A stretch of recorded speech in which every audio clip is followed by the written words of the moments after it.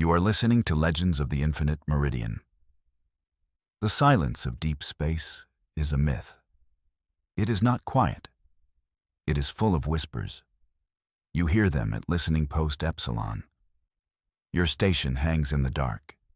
It is a lonely place beyond the orbit of Pluto. Here you listen for the universe's faint murmurs. For 10 years, nothing. The star-born winds sang their empty song. Radio waves from old Earth shows washed over you. They were ghosts of laughter from 100 years ago. It was the loneliest job in the system, and you were the best at it. Then came the signal. It was not a stellar flare. It was not a pulsar's steady beat. It was structured. It was artificial. And it was impossibly old. Your consoles flagged it instantly. The signal's point of origin was a lie. It pointed to a dead patch of space, a patch beyond the known galaxy, beyond the farthest probe we had ever thrown. Its light should have taken 200,000 years to reach you. Yet the signal was strong. Too strong. It was as if it had been sent yesterday. You run the diagnostics again. Then a third time. Your heart hammers against your ribs. The machine is not wrong. The signal is real. It looped every 107 seconds. A repeating message, a single complex audio file. Filters descended upon the waveform. They stripped away the star-born noise. They peeled back layers of cosmic radiation. The work took 3 days. 3 days of you barely sleeping. Your team watched the screens with hollow eyes. The galaxy had been silent for too long. We all believed we were alone. A single spark of life in an endless night. This signal could change everything. It could be a promise, or it could be a threat. On the 4th day, you had it. A clean file, ready for translation. Your finger hovered over the command line. The entire station held its breath. The only sound was the hum of life support. You press enter. The speakers crackled to life. A voice spoke from the darkness. It was not alien. It was not a strange collection of clicks or whistles. It was a human voice. Clear, calm, and it spoke a single word from a language not used in centuries. It was a word every scholar knew. A word from Old Latin, humanitas. A ghost had called out from the void. It had called us by name. The message spread like wildfire, from Epsilon to Earth, from the Martian colonies to the miners of Titan. Humanity was not alone, and something out there knew who we were. Panic and wonder fought for control of the public mind. Experts tried to explain the impossible signal. They failed. Their theories were paper thin, thrown against a wall of impossible truth. The signal's origin was still a mystery. Its purpose, unknown. Then, another discovery. A patrol ship, the Stalwart. It was making a routine sweep near Neptune. A young ensign was bored. He was running deep scans to pass the time. He found something, an object not on any chart. It was 300 kilometers long, a dark shape against the blue giant. It was not reflecting any light. It was absorbing it. A perfect hole in space. The Stalwart's captain ordered a cautious approach. They pinged the object with active sensors. There was no reply, no energy reading, no heat, no radiation. This was impossible. Even the coldest object leaked something. This ship, this thing, was a perfect energy sink. A void that drank light and heat and hope. They called it the Ghost Ship. Its design was unlike anything humanity had ever conceived. It was not built for speed or combat. It had no visible engines. No weapon ports, no windows. Its surface was smooth and seamless, like polished obsidian grown in the dark between galaxies. The ship just drifted, silent, cold, Dead. Command on Earth sent new orders. The stalwart was to hold position. A specialist team was dispatched. The best soldiers, the smartest engineers. And you, the communications expert who caught the first whisper. You traveled for 2 weeks to reach the ghost ship. Every person on your vessel, the Dauntless, felt its presence. A chill that had nothing to do with temperature. It was a psychic weight, a feeling of immense age and profound loss. This was not a ship, it was a tombstone. Your mission was simple. Board the craft, assess its origin, and if possible, find who sent the signal or what was left of them. Jokes were made to cut the tension. The mess hall buzzed with nervous energy. Someone said they hoped the hazard pay covered meeting ancient star ghosts. Nobody laughed for long. The day of the mission arrived. You stood in the shuttle bay. Your environmental suit felt thin and useless. You looked out the viewport at the ghost ship. It filled the entire screen, a silent mountain of black metal, waiting for you. You are on the boarding team. Your magnetic boots clamp onto the shuttle floor. The pilot navigates closer to the silent vessel. Its immense scale is hard to comprehend. It feels like you are approaching a new moon, not a piece of technology. The hull is meters away. No hatches are visible, no docking ports, no sign of entry. The lead engineer, a woman named Kenna, finds a solution. A faint seam in the black metal, a line so thin it was almost invisible. It was the only imperfection on the entire surface. A cutting laser was used. The beam, capable of slicing through battleship armor, did nothing. It was absorbed without a trace. Kenna did not give up. She tried sonic pulses, she tried kinetic drills. The ship remained sealed, utterly indifferent to your efforts. The mission commander was about to abort. Then you had an idea. The signal. The word. Humanitas. You suggested broadcasting it. Broadcasting the same frequency you received. It was a long shot, a desperate guess. You configured a small transmitter. You aimed it at the invisible seam. The Latin word pulsed out. For a moment, nothing. The commander shook his head. Then, a low hum vibrated through your shuttle. A section of the black hull began to glow with soft white light. The light formed a perfect circle. The metal within the circle dissolved. It did not retract. It did not open. It simply faded from existence, revealing a dark tunnel leading into the ship. The air inside was breathable. Barely. The ship had invited you in. Your team entered single file. The gravity was Earth standard, a small comfort in a sea of strangeness. The tunnel was long. It was carved from the same black material. But here, faint lines of light pulsed within the walls, like a sleeping nervous system. You walked for what felt like a kilometer. The tunnel opened into a vast chamber. The space was a perfect sphere. In the center, a single platform. And on that platform, a chair, a throne. Something was sitting in it. It was not moving. The figure was tall and slender, encased in a form-fitting suit of pale white armor. The armor seemed to be part of its body. It flowed with an organic grace. The helmet was smooth, featureless, no visor, no sensors. Your team leader approached slowly. His rifle was raised. "Identify yourself," he commanded. His voice was steady, but you could hear the tension. The figure did not respond.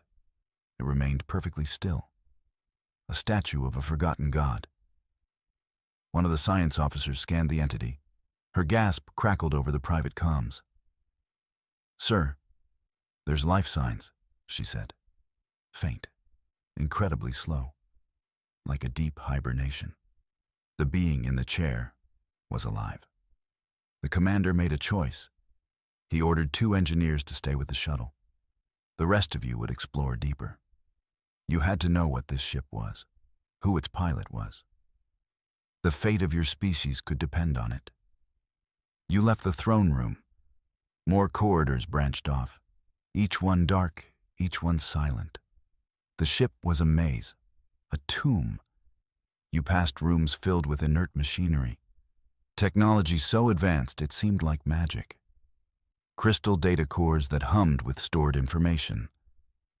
Finally, you found the bridge, or what you assumed was the bridge. It was another vast chamber, but this one had a view. One wall was a transparent window, showing the deep blue swirl of Neptune and your own small ships, hanging there like dust motes. In the center of this room was a pod, a cryogenic chamber. Frost covered its clear canopy, but you could see a shape inside, not a human shape. Your team gathered around it. The lead medic wiped away the ice, and you all saw it, the survivor. It was not wearing armor. Its skin was the color of pearl. Its body was long and graceful. 2 arms, 2 legs, but its face was truly alien. Large, dark eyes, no visible mouth or nose, a small, elegant crest on its high forehead. It was beautiful, and it looked exhausted. The medic checked his readings. "This one is alive too," he whispered. "Its vital signs are stronger. It's the one from the chair. The suit must be a remote projection." The creature in the pod was the ship's master, the last living soul aboard. As if sensing your presence, its eyes opened. They were not black. They were deep pools of liquid silver.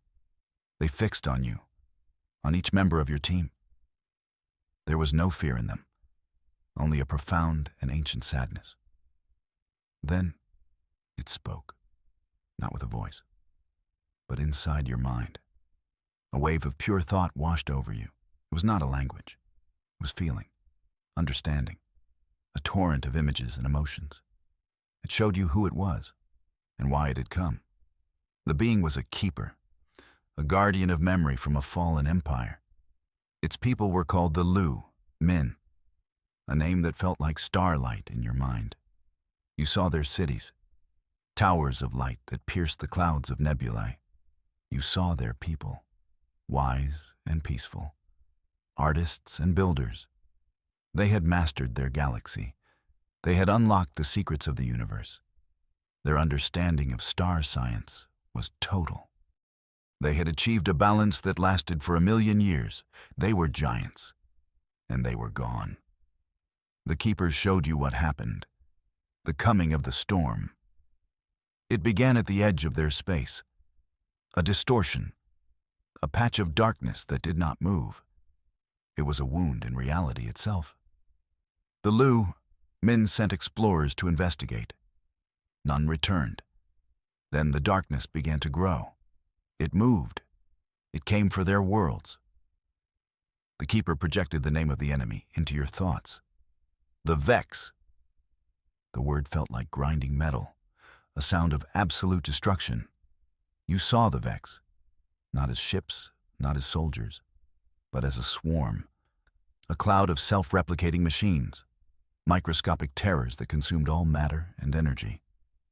They were a plague of geometry, turning planets into gray dust, turning stars into cold cinders. The Lu, Min fought back. Their power was immense. They could shatter worlds. They could ignite stars. But the Vex were without number. For every swarm they destroyed, 10 more would appear. They were a tide of unending hunger. You witnessed the war, a struggle that lasted for 1,000 years. You saw the beautiful cities of the Lu, Min burn. You saw their star-born fleets fracture and fail. You saw a galaxy of light extinguished, one star system at a time. The Keeper showed you everything it wanted you to understand. The Keeper was one of the last, a member of the Elder Ones, a council of their most ancient and powerful minds. Their final plan was one of desperation. They built a handful of siege ships, Ark vessels designed to flee the galaxy, to find allies, to preserve the memory of their civilization. The Keeper's ship was one of these arks. It fled the final battle. The memory it showed you was seared into your soul.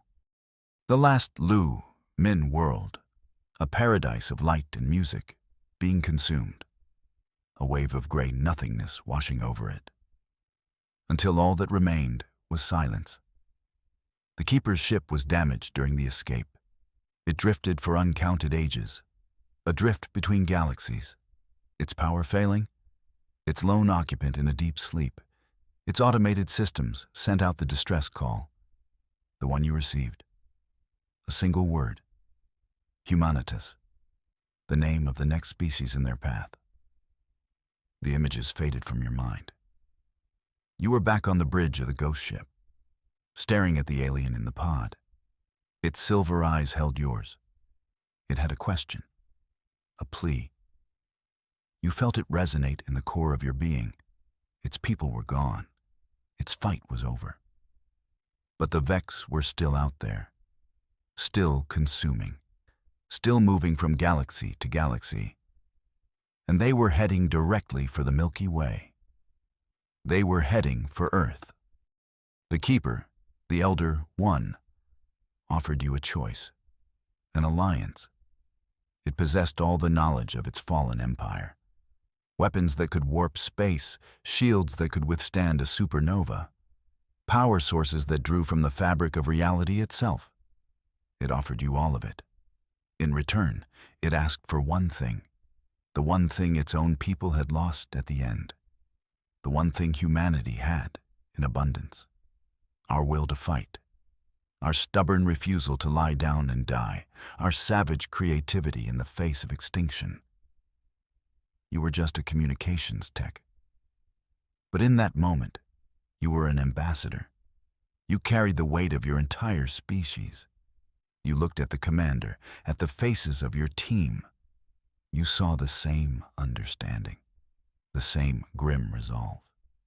There was only one answer you could give. Humanity accepted the terms. The decision was made faster than any in history. There was no time for debate. The data from the ghost ship was undeniable. The Vex were real. The threat was absolute. Survival was the only policy that mattered. The Elder One, whose name you learned was Xylar, was brought to Earth. Its cryopod was installed in a secure facility in the Nevada desert.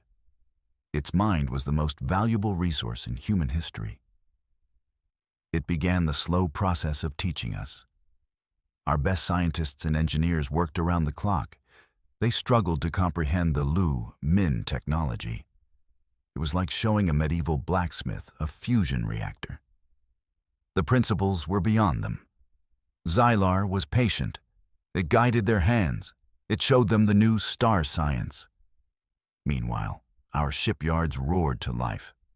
Every asteroid mining facility was repurposed. Every orbital construction platform was nationalized. The great shipyards of Mars began a task unlike any before. They were not just building ships. They were forging a fleet. The designs came from Xylar's memory. Human ships were retrofitted. Our clunky destroyers and cruisers were stripped to their frames. Their hulls were reinforced with Min alloys.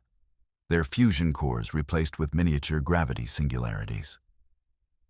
It was the largest engineering project in human history. You saw the first of the new ships, the UN's Valiance. It was a standard cruiser before. Now it looked like a weapon from a dream.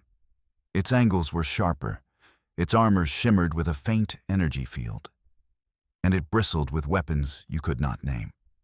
Xylar gave us the Lance of Light, a focused energy beam that could gut a capital ship from thousands of kilometers away.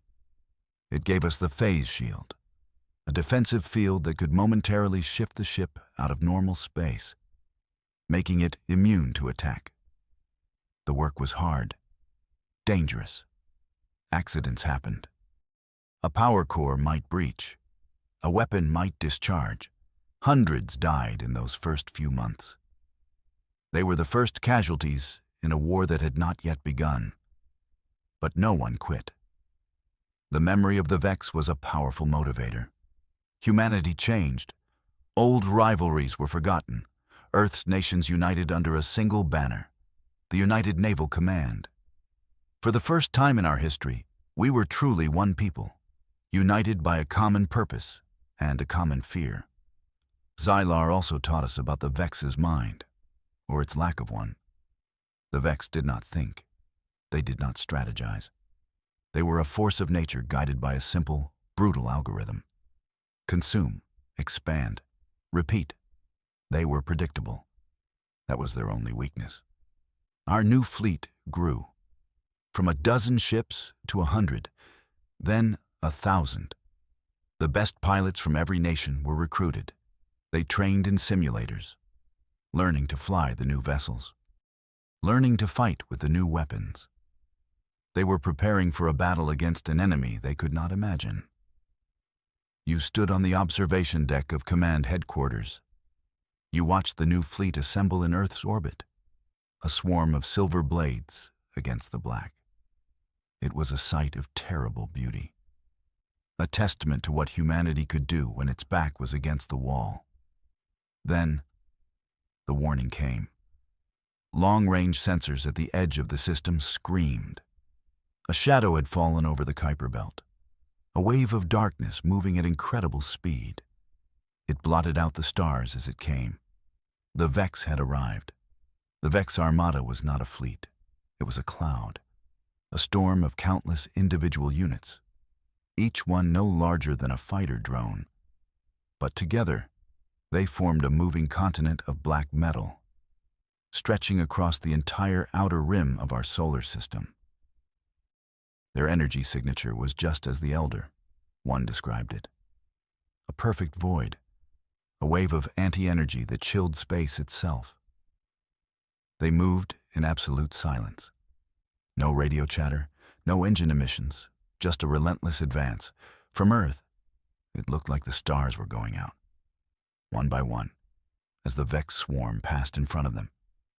Panic gripped the civilian population. But on the warships, there was only a cold, hard calm. This was the moment they had trained for. This was the moment of truth. The order was given.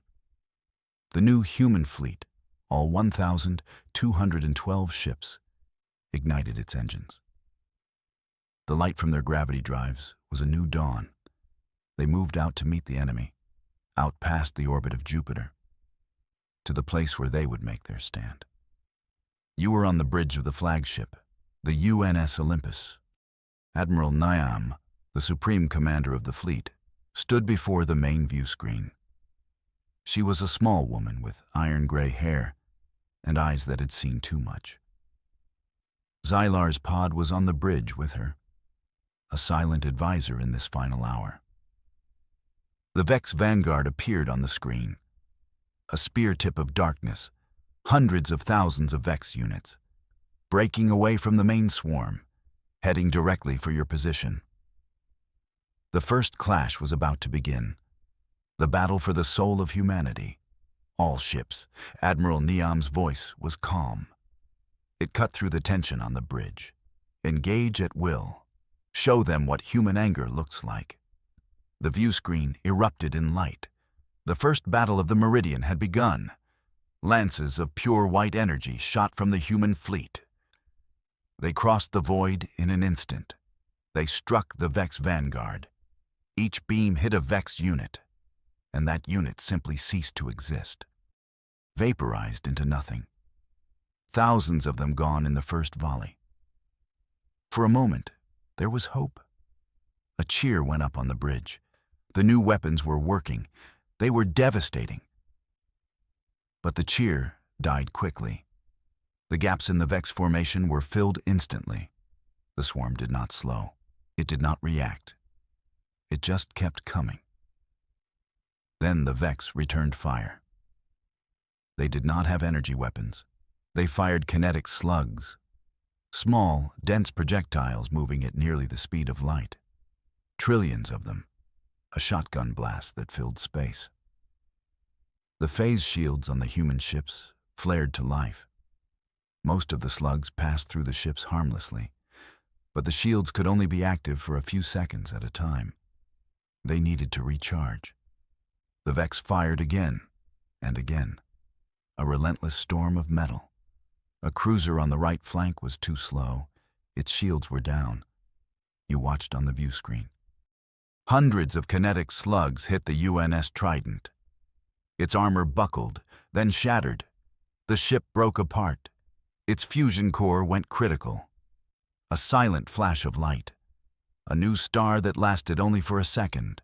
180 souls, gone. The battle became a brutal dance. Human ships would phase in, fire their lances, then phase out to recharge shields. The Vex just kept advancing, a wall of death that absorbed every blow. They did not care about their losses. They only cared about consumption. The fighting was desperate. For every Vex unit you destroyed, 1,000 more took its place. They were starting to surround the fleet. A sphere of enemies closing in. Human ships were being lost. The Indomitable, the Stargazer, the Morning Light.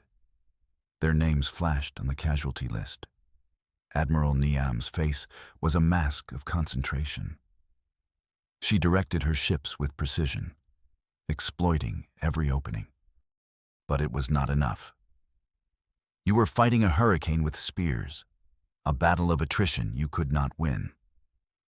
Then, a young officer on the tactics board saw something. A woman named Lieutenant Eva Rostova. She was a brilliant but unconventional analyst. She noticed a pattern in the Vex attacks, a flaw in their perfect logic. "Admiral," she said. Her voice was barely a whisper. "They are predictable. Look at their firing solutions. They always target the largest vessel first. They do not adapt. They do not learn." She pointed to her screen. She showed the Admiral the data. The Vex were not creative. They were a program, a very effective program, but a program nonetheless.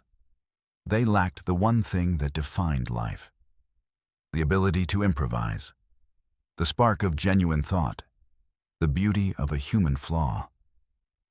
Admiral Niam saw it too, a flicker of something new in her eyes. Not hope, but a chance. A weapon more powerful than any lance of light. A plan began to form. A way to fight back, not with brute force, but with cunning. "Lieutenant Rostova," the Admiral said, "you have the bridge. Show me what you can do."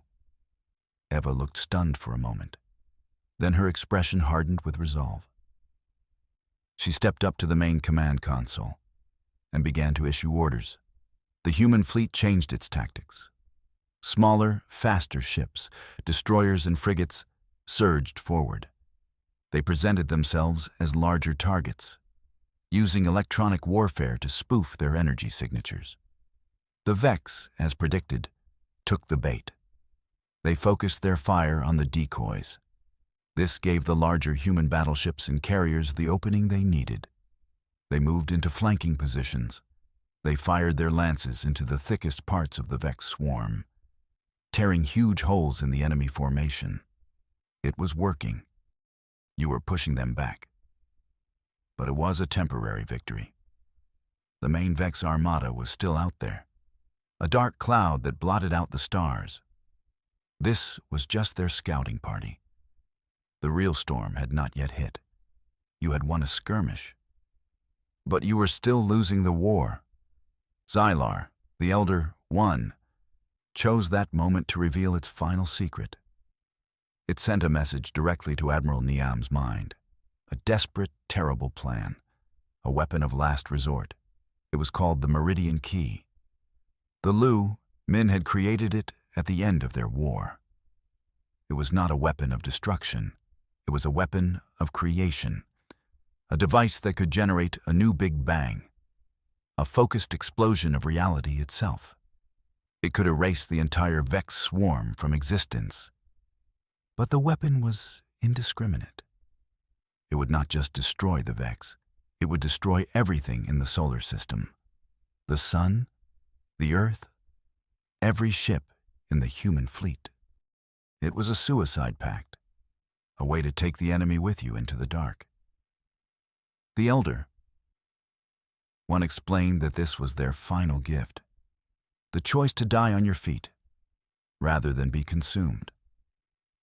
Admiral Niam stood in silence for a long time, the weight of that decision on her shoulders. To use the Meridian key would be to admit defeat, to save the galaxy by sacrificing your own home. Eva Rostova overheard the psychic communication. Her mind was sharp enough to catch the echoes. She stepped forward.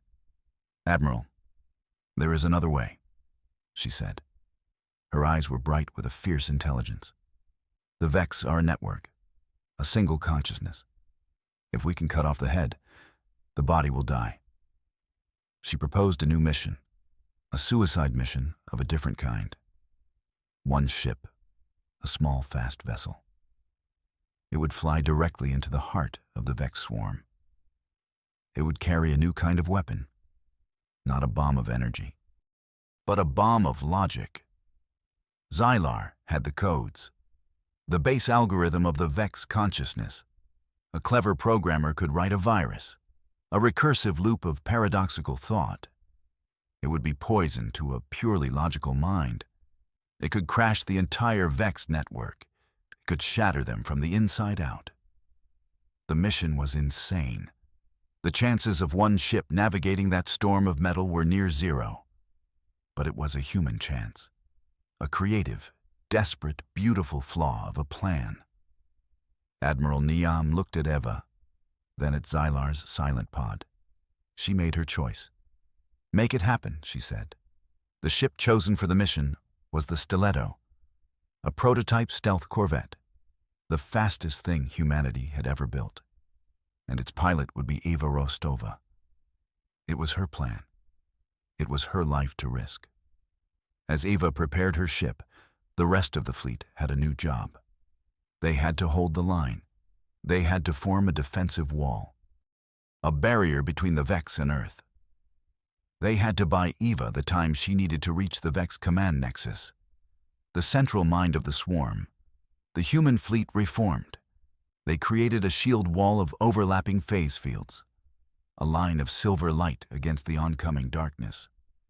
The main Vex armada descended upon them, a wave of cosmic horror that stretched from horizon to horizon.